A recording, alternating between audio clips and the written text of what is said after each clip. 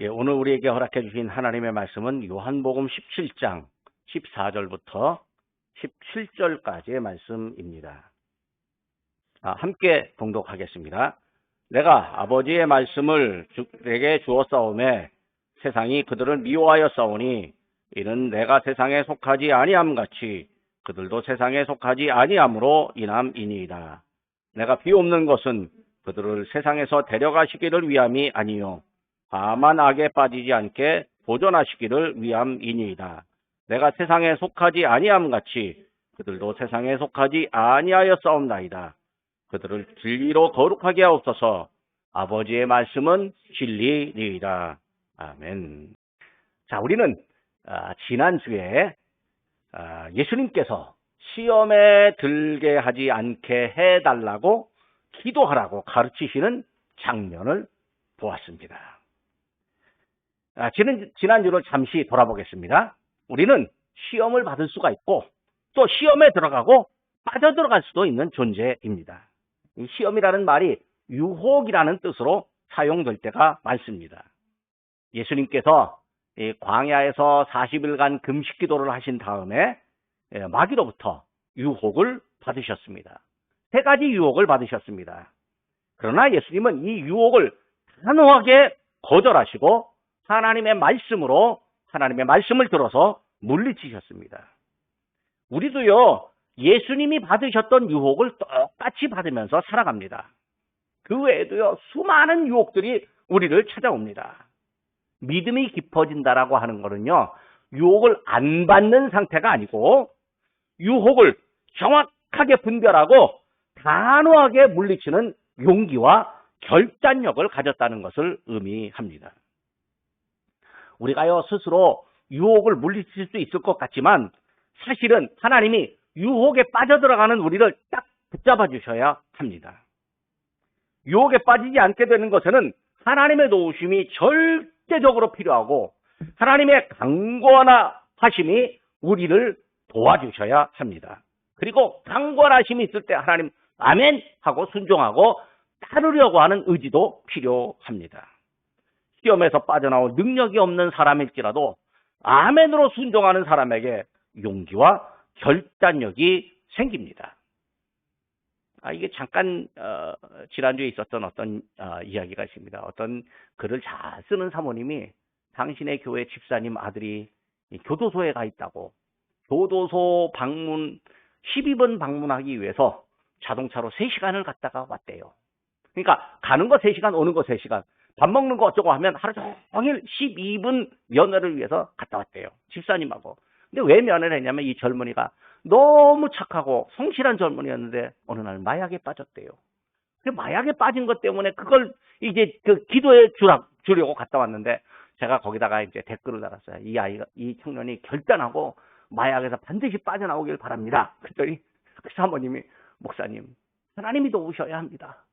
하나님만이 젊은이를 마약에서 빠질 수 있게 합니다. 그래서 제가 아차 싶었어요. 이 친구가 스스로 결단하는 걸 난 생각했는데 사모님이 하나님이라고 얘기하길래 제가 아차 싶어서 맞습니다. 하나님이 그 젊은이를 도와주셔야 합니다. 라고 제가 다시 댓글을 달았습니다. 하나님께서 우리에게 용기와 결단력을 주시는데 그 자체가 하나님께서 유혹에 빠지지 않도록 도와주시는 방법입니다.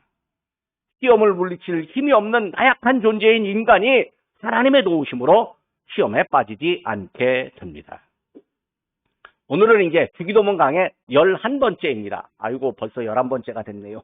12번째로 제가 마치려고 하는데 하여튼 11번째가 됐습니다.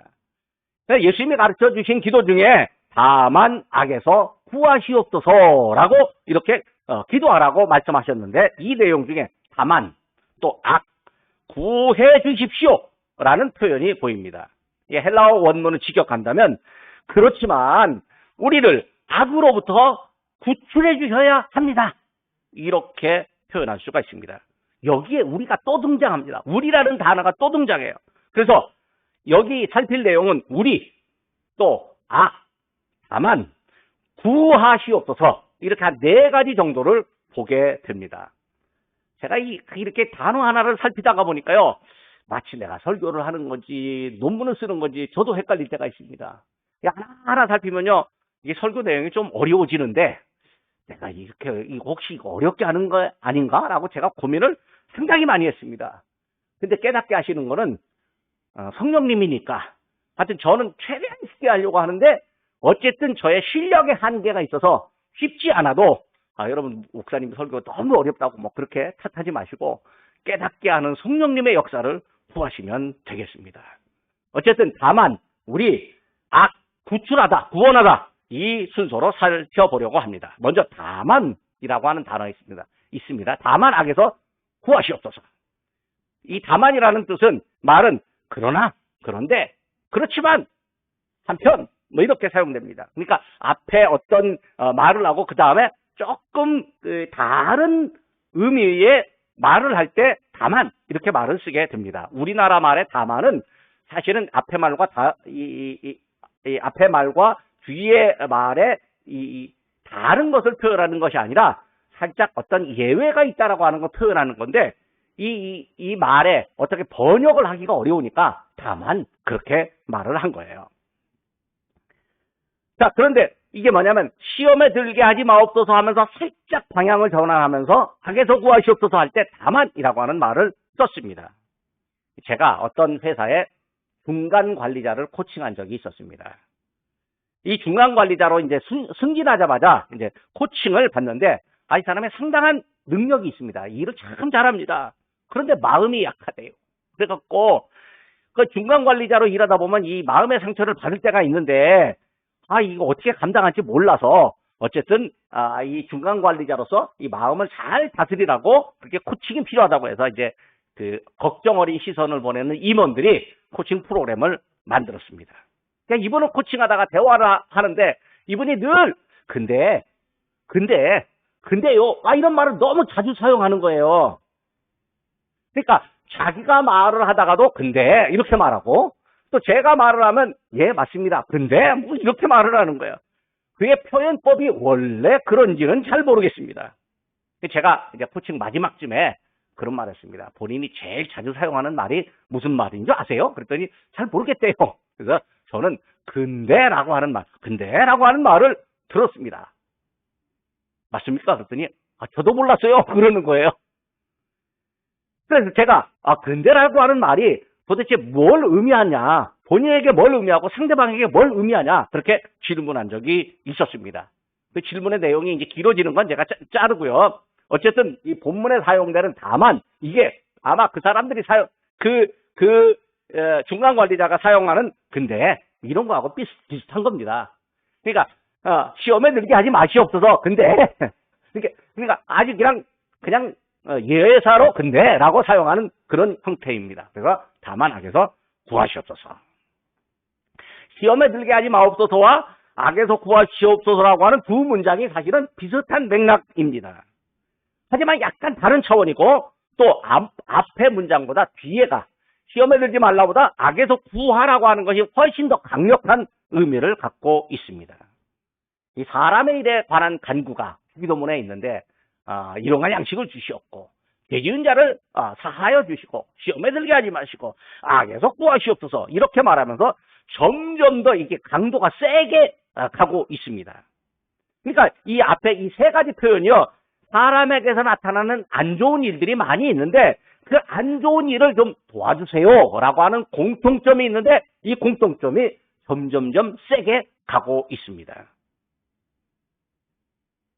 그러니까 이 세 가지가 연속성과 내용적인 운율을 갖고 있다는 거죠. 또 점점 세게 가고 있죠. 제가요, 이게 한때는 스트레스를 연구한 적이 있었습니다. 직무 스트레스라고 해서 직장인들이 어떻게, 어느 경우에 스트레스를 받느냐. 근데 제가 스트레스를 연구하다가 스트레스를 받아버렸습니다.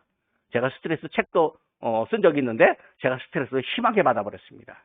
그러니까 이게 뭐냐면 이제 죄 지은 자를 또 시험 받은 자를 악에서 구출하시옵소서 이런 약간의 부정적인 내용들을 얘기하면요 우리가 나도 모르게 그런 부정적인 생각에 빠져들 때가 있습니다. 근데 의도는 절대 그것이 아닌데 의도는 긍정적으로 하나님의 은혜를 받고 선을 행하라고 하는 의도로 예수님이 가르쳐 주셨는데 사람들은요 이걸 설명하다가 보면 자기도 모르게 어떤 게 악한 거고 어떤 게 시험에 들어가고 나 그렇게 그냥 자기도 모르게 들어갈 수 있다는 거죠. 예를 들어서 제가 여러분에게 코끼리를 생각하지 마십시오. 그러면 뭐가 생각나죠? 코끼리가 생각나요. 왜? 내가 코끼리를 생각하지 말라고 코끼리를 넣었으니까. 근데 또 제가 여러분에게 감귤을 생각하지 마세요. 그러면요, 여러분 입안에 어떻게 되죠? 침이 돌아요. 왜? 감귤 먹으면서 싱거 먹다가 침이 돌았던 느낌이 내 몸 안에 다 기억하고 있으니까 감귤을 생각하지 마세요. 그러면 이 감귤이 내 몸에서 딱 반응이 돼요. 그걸 귀로 듣고. 그러니까 이게 뭐냐면 시험과 죄와 악한 거를 제가 설명을 하면 저의 의도와는 다르게 여러분에게도 스스로 뭐가 생길 수 있을 가능성이 있냐면 내가 나도 모르게 세상에 나가서 시험에 들 가능성이 존재하고 있어요. 그래서 제가 미리 딱 막아주는 거예요. 악의 심각성을 이야기하다가 말하는 사람과 듣는 사람이요, 악에 오염될 가능성이 있습니다. 그래서 우리가 하나님께 더 강한 은혜를 구하는 거예요. 그러니까 예수님께서 주기도문 이 기도를 가르쳐 주시면서요, 점점 더 강한 은혜를 구하도록 예수님이 말씀해 주시는 거예요. 여러분, 우리가 살다 보면요, 점점 좋아질 때가 있고요, 점점 더 나빠질 때도 있습니다. 경제는요, 좋아지다가 나빠지는 흐름이 반복되지만 인간의 세계와 역사는 좋아지는 것 같지만 사실은 더 나빠지는 패턴을 보입니다. 조금 올라가다가 옛날보다 더 떨어지고, 조금 올라가다가 옛날보다 더 떨어지고, 뭐 주식이나 부동산 값은 조금 내려가다가 옛날보다 더 올라가지만 인간의 윤리와 악함은요, 조금 좋아지다가 더 떨어지는 그런 경향을 보입니다. 그러니까 사람들의 짓는 죄가요, 점점 더 포악해지고 진화되며 아주 교묘해집니다. 어떻게든 법망을 피해갖고 자기 유익을 구해보려고 하는 시도가 너무 많고요. 이전과는 다른 범죄 형태로 인한 피해자들이 생겨납니다. 법에는 처벌 조항이 없어요. 왜? 그것을 죄라고 잘못이라고 규정을 하니까 처벌 조항이 없습니다. 그러다 보니까 피해자는 있는데 가해자는 없는 거예요. 그래서 새로운 형태의 범죄를 방지하기 위해서, 막기 위해서 그에 적합한 법을 제정합니다. 그러니까 법이요, 일반적으로 현상의 뒤를 따라가는 패턴을 보입니다. 소위 말해서 뒷북이다, 이렇게 말씀하는 거죠. 뒷북이라고 해도 법을 만들어야 동일한 종류의 범죄를 막을 수가 있습니다. 근데 뒷북이라고 하면서 대책을 세우는데요, 평범하게 살아가는 사람들을 아주 불편하게 만들면요, 그거는 그 정책을 세운 사람들이 생각이 짧은 거죠. 두 번째로는 이제 우리입니다. 우리. 악에서 구원을 받는 대상으로서의 우리입니다. 이 말은 이미 우리가 악에 빠져 있는 상황을 전제로 합니다. 사람은요, 악한 존재입니다. 하나님 앞에 죄를 지은 사람이라서요, 생각하는 일이 악하고, 또 죄인의 이 마음가짐이 악하고, 말도 악하고, 행동도 악합니다. 이게 사람의 본성입니다. 왜냐하면 이 성경이 타락한 우리가 이렇다라고 이야기하기 때문에 그렇습니다. 여기 우리라고 하는 건 나를 포함한 이 전 인류를 말하는 거죠. 그럼 교회 안에 와 있어서 거룩하게 예배를 드리면 그 우리 안에서 이렇게 제외될 수 있을까요? 아니에요. 교회 안에서 예배를 드려도 그 우리 안에 포함되어져 있습니다. 우리는 늘 악한 일을 보고 경험하고 악한 환경에 노출됩니다. 인터넷 보죠, 또 유튜브 보죠, 또 TV 뉴스 보죠. 맨날 그런 것만 보입니다. 좋은 거는 한 100개 중에 하나 정도 나타나고 있습니다.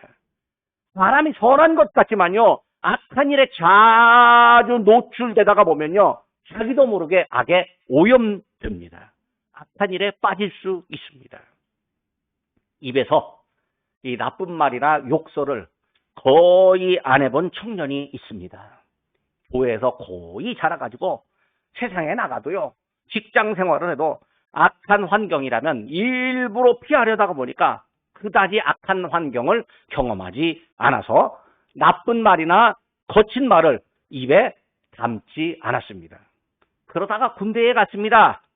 자, 군대는요, 일상이 욕설입니다. 뭐 요즘은 안 그럴지 모르지만 우리 장로님 군대 생활하실 때, 오랫동안 군대 생활하실 때 이 장교들 사이에서는 좀 안 했을지 모르지만 병사들 사이에서는요, 저만 해도 일상의 욕설이었습니다. 하여튼 팔도의 거친 말과 욕설이 다 그 부대 안에 모인 것처럼 보입니다. 일상적으로 듣는 게 욕입니다. 본인이 잘못하지 않아도 욕이 들리고 또 좋은 일이 생겨도 욕설을 포함해야 표현을 하는 거예요. 그럼 젊은이가 순한 말을 고수할 수 있을까요? 쉽지 않습니다. 자기도 모르게 욕을 합니다. 혼잣말로 욕하기도 하고 욕을 할 상황이 되면 또 욕하기도 합니다. 왜? 그래야 뭔가 통한다고 생각하니까. 그러다가 군대에서 제대를 하고 교회로 돌아왔습니다. 교회는요, 은혜로운 말만 오고 갑니다. 귀로 듣는 것이 선한 말입니다. 젊은이의 입에서 어느새 욕이 사라졌습니다. 본인의 입에서 욕이 사라진지도 모르다가 어느 때 보니까 신기하게 욕이 사라졌네. 언제 사라졌을까를 생각하지만 시간을 특정할 수가 없습니다. 자연스럽게 거친 말과 입과 혀가 순해졌습니다. 누굴까요? 누굴까요? 저예요. 제가 그랬다고요. 이처럼요, 사람은 환경에 따라서 변할 수 있는 존재입니다. 악한 환경에서는요, 악인이 되기가 쉽습니다. 왜냐하면 악한 환경에서는요, 자기가 더 악해야, 주변 사람보다 더 악해야 생존할 수가 있으니까 그렇게 될 가능성이 있죠. 아무리 선하고 착한 사람이라 할지라도요, 마음속 안에 본인이 느낄 만한 악함이 들어있습니다. 물론 양심이 마비된 사람은요, 자기도 모르는 악함이 그 안에 들어있습니다. 다른 사람이 볼 때는 악한 것 같지만요, 자기는 악함 자체를 느끼지 못하는 거예요. 게다가 악함을 갖게 된 자기를 변명하는데 환경을 탓하고 주변 사람들에게 책임을 돌리기도 합니다. 내면에 내 안에 있는 악한 본성을 스스로 깨닫지 못하고 외부에서 이유를 찾아서 둘러대고 변명하는 본성이 우리 안에 다 존재하고 있습니다. 우리는 알게 모르게 악한 본성을 갖고 있으며 외부로 표출하기도 합니다. 세 번째는 이제 악이라고 하는 내용입니다. 악이 뭘까요? 헬라어에서는 이제 포네로스라고 하는데 신약 성경에서 79번 쓰여 있습니다. 제가 이게 설교 준비하면서 79번을 일일이 다 찾아봤어요. 79번 일일이 찾기가 쉬운 게 아닌데 사전이 좋아가지고 사전 보고 일일이 다 찾아봤어요. 그러니까 79번 일일이 찾으려면 시간이 뭐 짧지는 않겠죠. 하여튼 다 찾아봤어요. 그랬더니 고생스러움, 나쁨, 흉악함, 사악함, 악의, 심술, 부당함, 나태함, 게으름, 굼뜸, 뭐 이런 여러 가지 뜻을 갖고 있습니다. 초대교회 신학자 어거스틴과 중세 신학자 토마스 아퀴나스라고 하는 사람은 악을 선의 결핍 혹은 선이 부족한 상태 이렇게 정의합니다. 악을 정의하기가 얼마나 어려운지 이 악과 반대되는 선이라고 하는 단어를 사용할 수밖에 없는 거죠. 이게 악을 사전적으로 정의하면요, 무엇이든 또 사람의 행위가 올바르지 못하고 나빠서 윤리적으로나 종교적인 이 뜻으로 올바르지 못한 나쁜 거라고 말합니다. 이게 구체적으로 뭔지 참 말하기가 어렵습니다. 철학자 칸트라고 하는 사람이요, 사람이 마땅히 해야 할 의무가 있고 이거 해야 되는 줄 알아 라고 하는데요, 그거를 온 마음을 다해서 하는 게 아니라 자기 이익을 수행하기 위해서 다른 일을 하는 거를 악이라고 그렇게 주장합니다. 근데 이 사람이요, 인간의 본성은 선하지도 않고 악하지도 않다 이렇게 말을 합니다. 뭐 어떤 사람 동양 철학이나 서양 철학에서는 뭐 인간의 본성은 선하다고 말하는 사람도 있고 악하다는 사람도 있는데, 여기 칸트라고 하는 사람은 선하지도 않고 악하지도 않는데, 이게 뭐냐면 그 사람이 살면서 자기의 의지에 의해서 악을 행하는 경우가 있다. 자기 유익 때문에 행하는 경우가 있다. 이렇게 말합니다. 다시 사람의 본성이 악하다라고 하는 성경의 가르침과는 다른 말입니다. 성경에서 악이라고 하는 건 도대체 무엇을 의미할까요? 제한적이나마 성경에서 말하는 악은 어두움. 그러니까 눈이 어두운 거. 이럴 때 이 눈의 어두움을 악이라고 하는 거예요. 여러분, 이게 눈이 어두우면 눈에 악이 들어갔다. 성경이 그렇게 말하는지도 모릅니다. 나쁜 열매, 못된 열매, 악독 등으로 표현합니다. 그리고 불량함, 좋지 못한 것, 흉악함, 또 가인, 이 최초의 살인자 가인의 살인 행위, 이단자가 하는 일, 또 신앙인을 모함하는 것, 하나님으로부터 나오지 않는 것, 또 이 종기, 이 아주 이 강한 고치기 어려운 종기, 이걸 악한 종기라고 그렇게 표현합니다. 근데 성경에서는요, 또 약의 형태가 많습니다. 악한 귀신. 귀신이 악하다는 거야. 악한 말이 악하다는 거야. 악한 행위, 악한 왕, 악한 마음, 악한 양심, 악한 생각, 이단자의 악한 일, 또 악한 세대, 악한 사람, 뭐 이렇게 여러 가지 수식어로 사용됩니다. 거기다가 이게 형용사, 서술어로 사용될 때는요, 사도 바울이 에베소서 5장 16절에서 세월을 아끼라, 때가 악하니라, 이렇게 합니다. 이런 점에서 보면요, 사람 안에 있는 모든 마음, 생각, 양심, 이 모든 영역이 다 악할 수 있어요. 그리고 사람이 외적으로 표현하는 것들, 말과 행동이 악할 수 있습니다. 사람이 살면서 악한 일을 하는 거예요. 아무리 선하다? 그거 아니에요. 근데 악한 일을 하면 이런 사람은 악한 사람이라고 말하는 거죠. 근데 악한 사람이 사는 이 세계에 악함이 나타나고 있어요. 이단자의 악한 일, 악한 왕이 악하게 다스리는 것, 악한 세대로 나타납니다. 심지어는 사람을 괴롭히는 영적인 존재로서 악한 귀신이 있습니다. 이렇게 보면 사람의 내외부와 눈에 보이고 눈에 안 보이는 모든 일에 악함이 존재하고 있습니다. 세상이 악합니다. 사람이 사는 현재가 악합니다. 사람은 악한 세대에 살고 있습니다. 한나 아렌트라고 하는 여성이 있습니다. 이 여성이 이제 기자인데, 그 2차 대전을 피해갖고 이제 미국으로 이제 도망을 갔습니다. 막 핍박을 받으니까 미국으로 피신을 했습니다. 그래서 이제 기자가 됐는데, 2차 대전의 전범인 아이히만이라고 하는 사람, 이 사람이 이제 수많은 사람을 가스길에서 죽어가게 했는데요. 이 아이히만이라고 하는 사람이 그 변장을 하고 그 아르헨티나 부에노스아이레스에서 이제 숨어 살다가 체포됐습니다. 그래가지고 이스라엘 이제 예루살렘으로 끌려가갖고 거기서 전범 재판을 받게 되는데, 아렌트라고 하는 여성이 이 재판을 취재하는 기자로서 이제 취재를 하는 겁니다. 근데 아렌트는 원래 이제 생각했을 때 이 악이라고 하는 건 절대적이고 근본적인 악, 요것만 있을 거다, 이렇게 생각을 했습니다. 근데 아이히만의 재판을 보는데요, 아이히만이 혼자 있고 보통 때는 엄청나게 착한 사람이에요. 너무너무 착한 사람이에요. 그런데 이 사람이 수많은 유대인들을 학살한 전범이라고는 도저히 생각할 수가 없을 정도로 아주 선량하고 친절한 사람이었다라고 하는 거죠.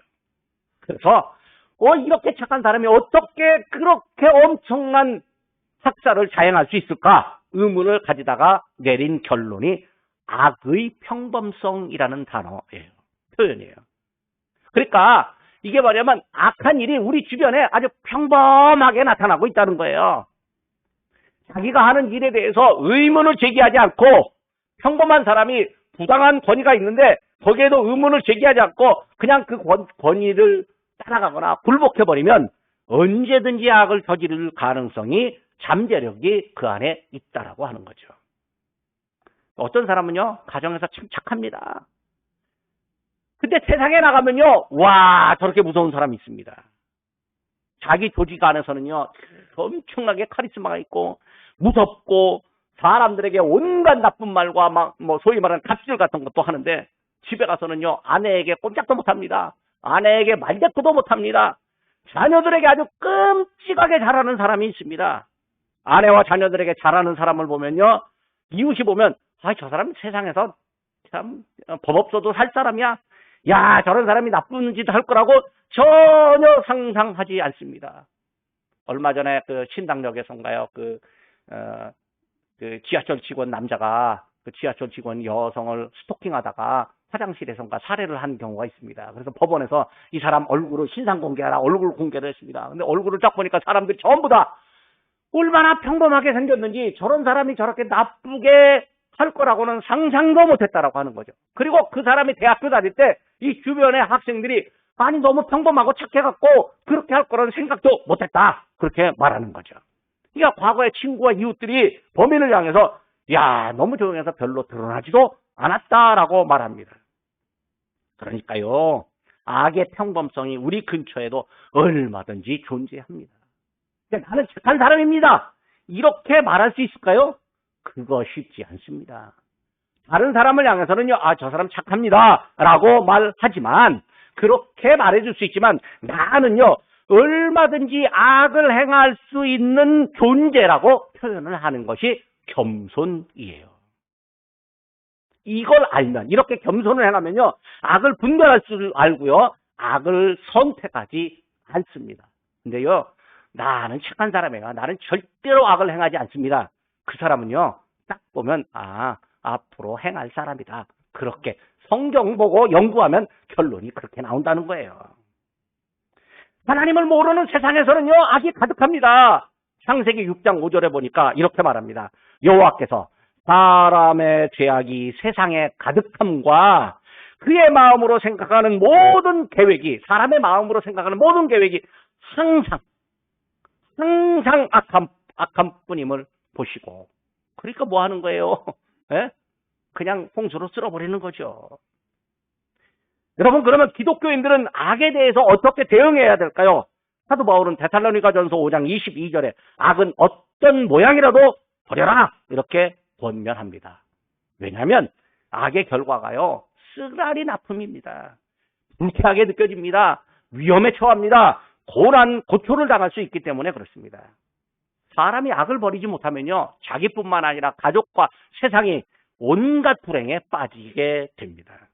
오늘 본문에 예수님께서 제자들을 위해서 기도하는 거죠. 14절 말씀이에요. 내가 아버지의 말씀을 그들에게 주었사오매 세상이 그들을 미워하였사오니 이는 내가 세상에 속하지 아니함 같이 그들도 세상에 속하지 아니함으로 인함이니이다. 여기서 말하는 세상이라고 하는 건요, 악한 세상을 의미합니다. 말씀을 듣고 예수님을 따르는 제자들을 세상이 미워하고 있습니다. 제자들은 악한 세상에 속하지 않았으므로 자기들을 따라오기 원하는 세상이요, 제자들을 미워하고 있습니다. 믿음의 사람이요, 믿음 없는 세상에서는요, 이 악한 세상에서는 미움을 받을 수가 있습니다. 그러다가 자칫, 아이고 내가 믿음 가졌는데 내가 왜 이렇게 고난을 당해야 돼? 에이, 나도 악해져야 돼. 그렇게 하고 악한 세상 따라갈 수도 있습니다.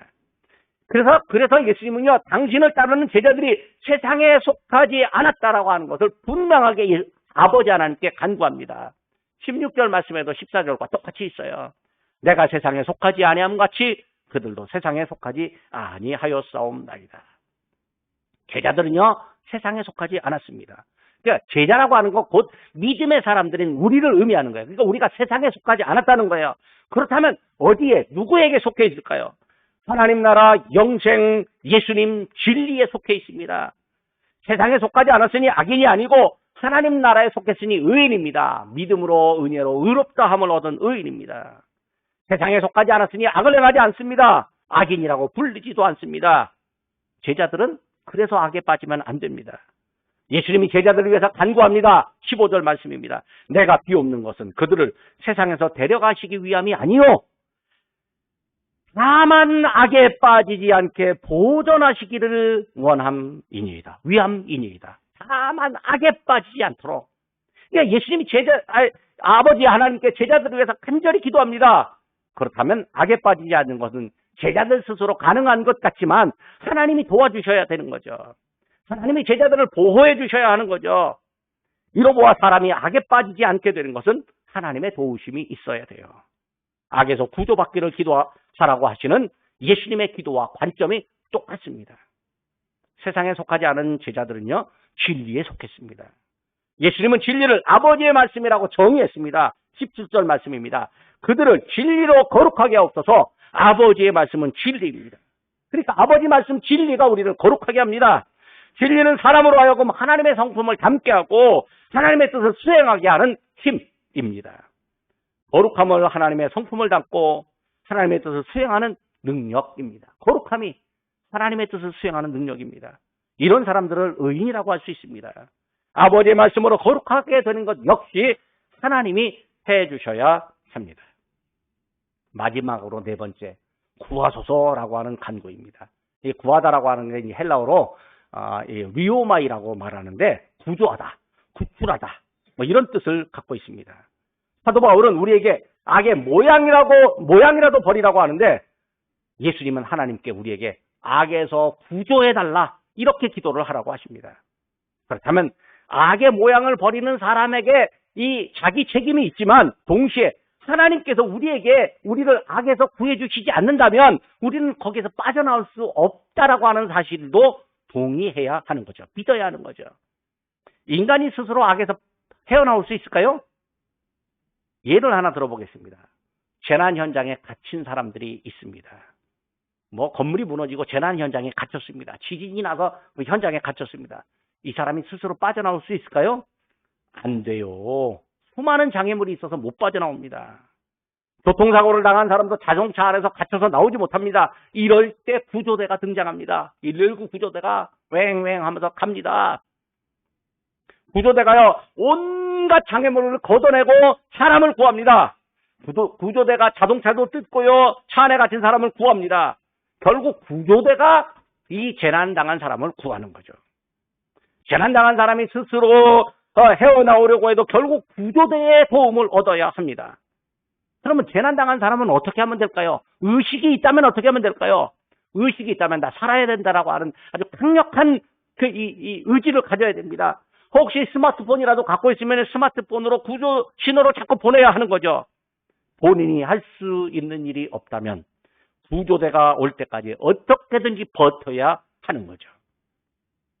자, 구조대가 사람을 구출하는 것을 예를 든다면 악에 빠진 사람을 구하는 일은 오직 하나님만 하십니다. 사람이 할 수 있는 일은 나를 악에서 스스로 구하는 것이 아니라 악의 모양을 취하지 않는 것, 악의 모양을 버리는 것, 하나님 나를 악한 일에서 구출해 주시옵소서라고 기도하는 겁니다. 이렇게 구하는 사람의 마음, 이렇게 구조를 간절히 기다리는 사람의 심정, 이게 뭘까요? 구조대가 가까이 오면 죽으림을 다해서 구조대와 연락을 취하는 사람, 정말 죽으림을 다해서 살려고 자기를 지키는 사람, 똑같습니다. 구조대가 왔을 때 반응하는 힘이 우리에게 필요합니다. 그러니까 예수님이 우리에게 내가 너를 악에서 구하겠다라고 하실 때 거기에 반응해서 하나님 내가 주의 손을 붙잡겠습니다. 그렇게 해야 하는 거죠. 이게 설교 시간이 자꾸 길어지는데 제 이야기 하나 더 하겠습니다. 제가요 세상에서 제일 못하는 게 수영입니다. 저는 이제 소위 말해서 맥주병도 아니고 차돌맹입니다. 물에 빠지면 그냥 꼭 하고 들어갑니다. 근데 젊은 날 제가 포항에 일을 하러 가다가 날이 너무 더워서 형산강이라고 있는데 같이 일꾼들하고 수영을 하러 갔습니다. 그래서 이제 수영을 못하니까 얕은 물에서 퐁당퐁당하고 놀다가 한 발자국 내디는데 웬걸요 이렇게 가다가 갑자기 푹 꺾어졌습니다. 그러니까 한 발자국 내밀으니까 그냥 확 빠져버린 거죠. 물속에 3번 들어갔다 나오면 죽는다고 그러는데 저는 4번 들어갔다 나왔습니다. 그래서 살려줘 하는데 입에서 말도 안 나옵니다. 근데 제가 빠졌다라고 하는 걸 어떤 형이 보고 야, 쟤 빠졌다고 그러니까 저쪽에서 수영 잘하는 사람들이 놀다가 얼른 와갖고 저를 손을 딱 붙잡았습니다. 근데 제가 어떤 생각이 퍼뜩 들었냐면 내가 위험하다고 해갖고 살려달라고 저 사람 꽉 붙잡으면 같이 둘이 죽는다더라. 내가 가만히만 있어야지 하고 손만 딱 이 손 붙잡기에 손만 이렇게 하고 있으니까 웬걸요? 금방 목 위로 이렇게 물이 나오더라고요. 근데 제가 살았어요. 제가 그때 못 살았으면 이제 어떻게 됐을까요? 하여튼 그러니까 그때도 의식이 있어야 돼요. 빠졌을 때도 자기가 바른 선택을 할 수 있는 의식이 있어야 하는 거죠. 그럼 하나님이 우리를 어떤 방법에서 우리를 악에서 구하실까요? 아마도 사람마다 상황이 다를 겁니다. 똑같이 사람의 상황이 같지 않으니까요. 하지만 하나님께서 우리를 구하시는 것이 악에서 구하는 것이 우리 삶의 전환점이 됩니다. 하나님이 여러 가지 방법으로 우리에게 이 삶의 전환점을 주십니다. 사람의 생각과 양심을 깨우기도 하시고 또 악인에게 심한 부끄러움과 고난이 당하는 것을 보고 반면교사로 배우기도 하는 거죠. 또 사람이 내가 죄성과 부끄러움이 부족함이 있다라고 하는 것 철저하게 깨닫고 내가 그것을 멀리하는 것이기도 하죠. 또 선한 사람의 선포를 통해서 깨닫고 악에서 빠져나오기도 합니다. 어떤 사람에게는 하나님의 은혜를 세게 줘갖고 그 은혜 안에서 살게 하십니다. 궁극적으로 하나님은요 예수님의 십자가를 통해서 우리의 죄악을 용서하는 방법을 선택하셨고 악에서 구출하셨습니다. 또 우리에게 성령을 보내주셔가지고 성령의 힘을 공급받아서 악에서 빠져나오게 하시는 거죠. 그러니까 성령의 힘을 주시는 것이 악에서 빠져나오게 하는 하나님의 힘입니다. 그리고 우리를 온전한 사람, 거룩한 사람으로 만드셔서 악을 선택하지 않도록 함으로 약한 세상에 속하지 않고 악에서 구출하게 하십니다. 그러므로 우리가 기도할 때 악에서 구해달라고 기도할 수 있습니다.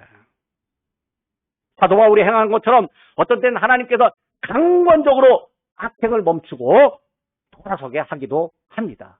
그래서 우리가 깨달았으면 하나님 나를 악에서 구출해 주시옵소서라고 기도하게 됩니다. 기도하겠습니다.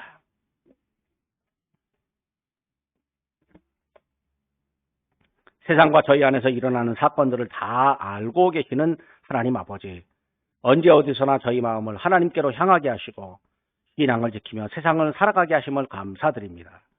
우리는 하나님의 통치를 인정하고 하나님의 뜻을 저버리는 세상의 지식이나 과학, 그리고 지식인의 주장에 동조하지 않게 하여 주옵소서.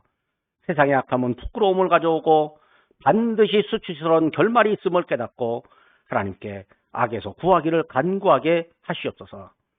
지난 한 주간도 바쁘고 쫓기는 생활 속에서 저희의 영육이 피곤하고 지쳐 있었습니다. 이러한 저희 자신의 나약함을 주님께 내어놓습니다. 주님이 저희를 악함으로부터 건져주시고 힘을 주시오니 주님의 힘을 입어서 강하고 담대한 믿음으로 세상의 유혹과 풍조를 이겨내게 하여 주옵소서. 나를 억누르고 주님의 일에 결단하지 못하게 하는 요소들을 말끔하게 제거하시옵소서. 저희의 마음을 새롭게 하셨사오니 주님의 은혜를 따라 새로운 결심으로 주님의 은혜에 응답하며 살아가게 하여 주옵소서. 예수 그리스도의 이름으로 기도하옵나이다. 아멘.